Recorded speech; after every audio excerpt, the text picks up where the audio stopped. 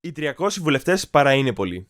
Αυτό πίστευε ο Κυριάκος Μητσοτάκης, ο Γεώργιος Παπανδρέου και ο Αντώνης Σαμαράς την περίοδο της κρίσης. Ενώ τότε αυτή η άποψη δεν ήταν ασυνήθιστη, τα τελευταία χρόνια ξεχάστηκε. Ωστόσο, πολλοί πολίτες κρατάνε μια σκεπτική στάση προς τα έσοδα των βουλευτών και τον αριθμό τους. Σε αυτό το βίντεο θα αναλύσουμε αυτό το ζήτημα όσον αφορά τις πολιτικές και συνταγματικές του επεκτάσεις.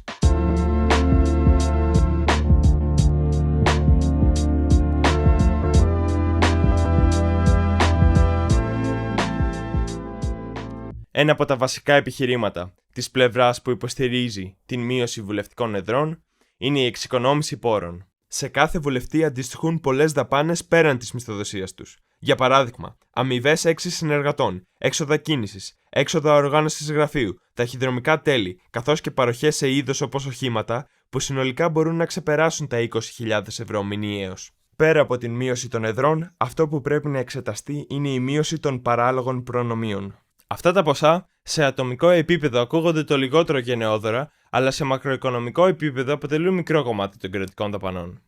Ο προϋπολογισμός της Βουλής, που αποτελείται κυρίως από τη μισθοδοσία βουλευτών και εργαζομένων, το 2024 υπερβαίνει ελαφρώς τα 159 εκατομμύρια. Ακούγεται σημαντικό, αλλά δεν ξεπερνάει το 2 της χιλίης των κρατικών δαπανών. Πόσο δε μάλλον τα έξοδα που θα εξοικονομηθούν με μία μείωση των βουλευτών.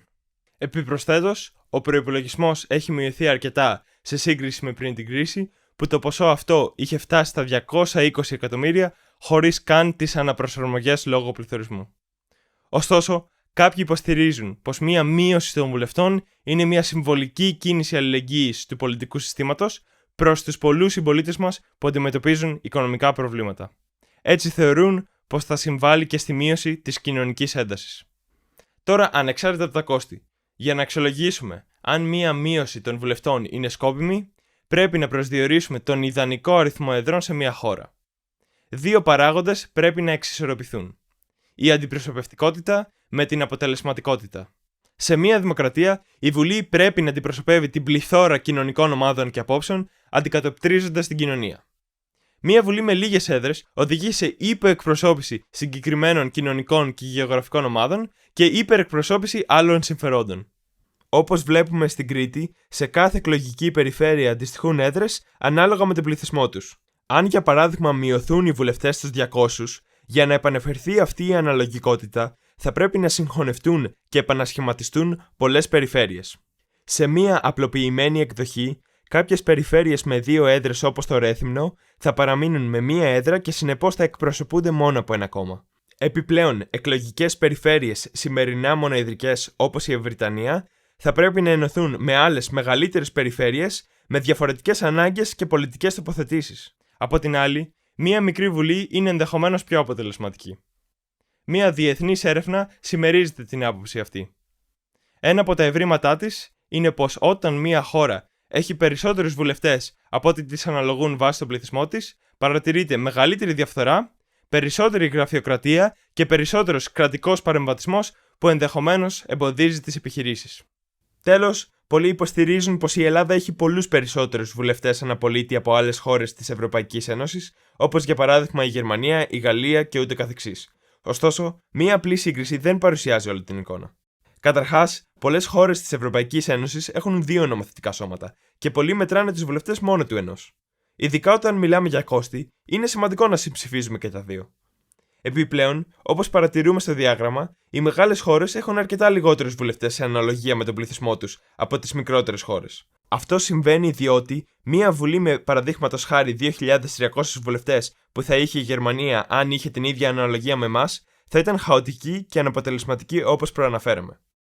Αν συγκρίνουμε την Ελλάδα με χώρες με παρόμοιο πληθυσμό, παρατηρούμε πως ο αριθμός των βουλευτών μας δεν είναι ασυνήθιστος. Ναι, είμαστε ελαφρώς πάνω από το μέσο όρο, με χώρες σαν την Πορτογαλία ή την Αυστρία να έχουν λιγότερους βουλευτές, αλλά η Σουηδία που έχει και αυτή 10 εκατομμύρια πληθυσμό έχει 349.